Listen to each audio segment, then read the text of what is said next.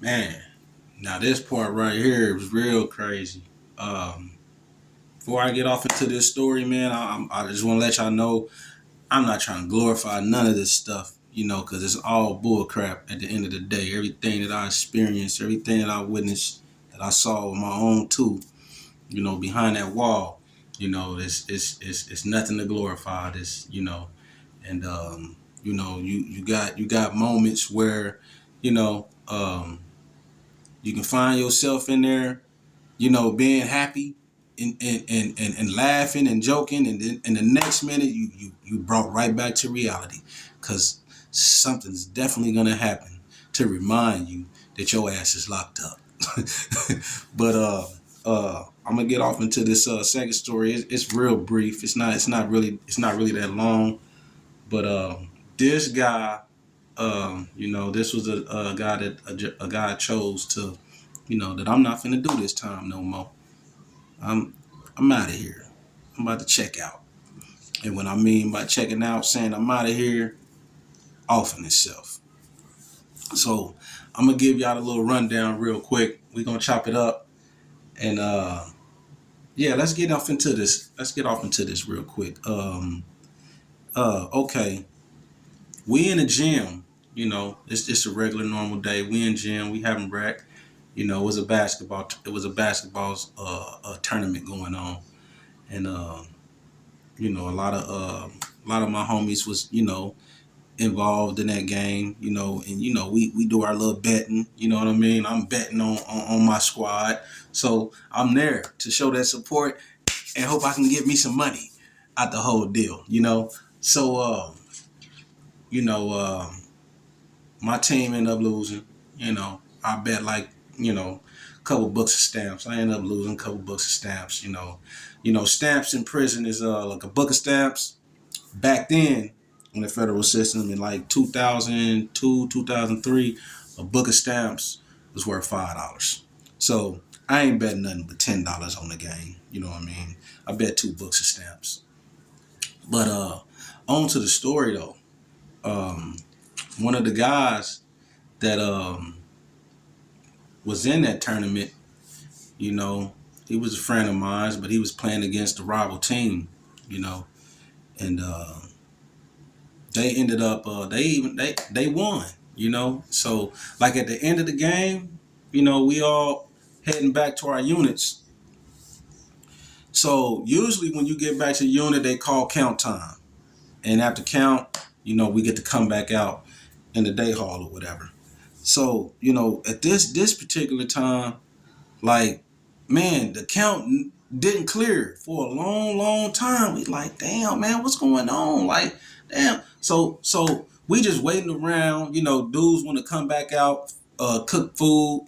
We want to come back out to take showers. We want to come back out to get on the phones. Like, we just sitting in our cells waiting for the count to be cleared, but the count never cleared. So we like, damn, what the hell? So we ended up, crashing out that night without getting that last meal, without using that phone, without hitting that shower, had to do bird baths in the cell. Hey, Sally, man, turn around, man, while, what I mean, get myself together in here. But yeah, we had to fend for ourselves that night. And then so the next morning we come out, boom, we go to breakfast. We go to breakfast, and breakfast is hot topics. You know what I mean? Somehow, somebody got leaked the information about what happened. So somebody Sally didn't come in that night. You know what I mean? So the guy who Sally didn't come in, he's like, yeah, man, they looking for my Sally. Like, they thought he escaped. So they looking for the guy. So they check all around the prison.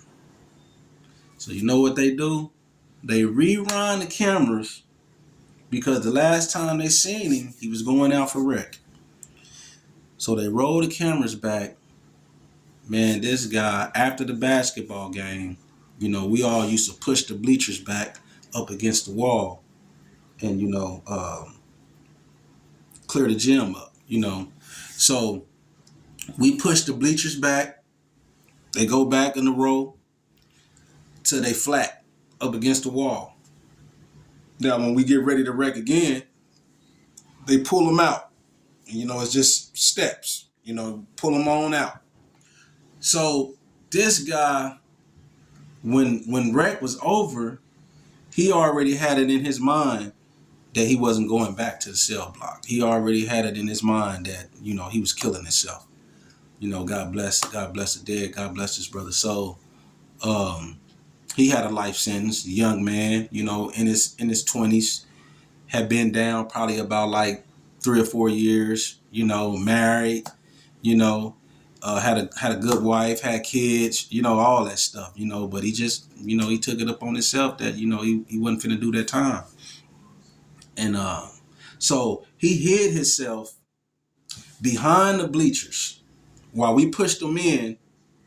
We didn't know that he was back there already. He snuck back up in there, and he posted up inside those bleachers, hiding, ducked off until we all left out of the gym. The gym is cleared. So now, when everybody left the gym, he comes out his hiding place, and we have like basketball goals in there, and we had like 4 or 5 different basketball goals. He was unsuccessful trying to hang himself. Like the first 2 times he tried one basketball goal rim, tried to tie the rope and the blanket. He had his whole little setup. Like this was already, he already had his mind made up.